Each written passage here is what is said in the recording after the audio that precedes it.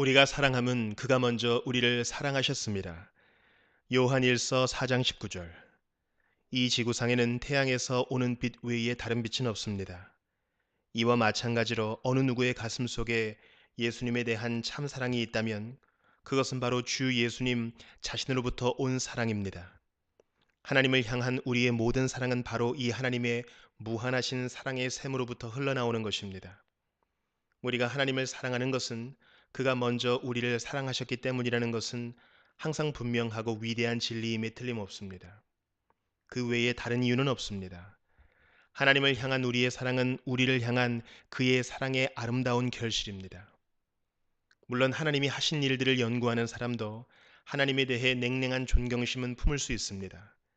그러나 하나님에 대한 따스한 사랑은 오직 하나님의 영이 그 가슴 속에 심겨질 때만 가능합니다.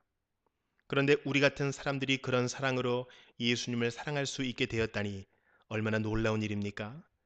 우리가 아직 그를 대적하고 있을 때 그가 먼저 그렇게 놀라운 사랑을 나타내심으로 우리를 그에게 이끄셨다니 얼마나 기이한 일입니까?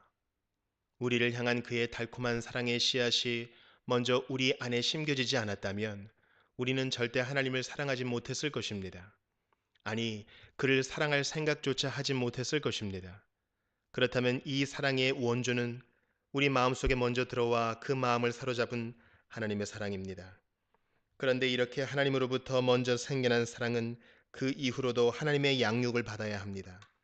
사랑은 자연산이 아니라 외국산입니다. 그것은 인간의 마음밭에서 저절로 자라나는 식물이 아니라 위에서 물을 부어 주어야 하는 식물입니다. 예수님을 향한 사랑은 아주 섬세한 특성을 갖고 있는 꽃과 같습니다. 그래서 딱딱한 바위 같은 우리 마음에서 나오는 양분 이외에 다른 양분을 전혀 받아먹지 못한다면 곧 시들어 버리고 맙니다. 이것은 위로부터 오는 만나를 먹어야 광야에서 살아남을 수 있습니다.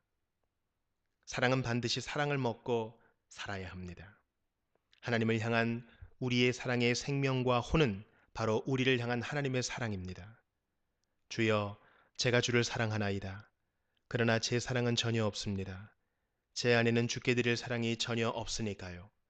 주여, 제가 주를 사랑하나이다. 그러나 그 사랑은 모두 주의 것입니다. 저는 주의 사랑으로 살고 있으니까요. 저는 아무것도 아닌 자처럼 비워지고 잃어버린 바 되어 주님 안에 삼켜지기만 바랄 뿐입니다.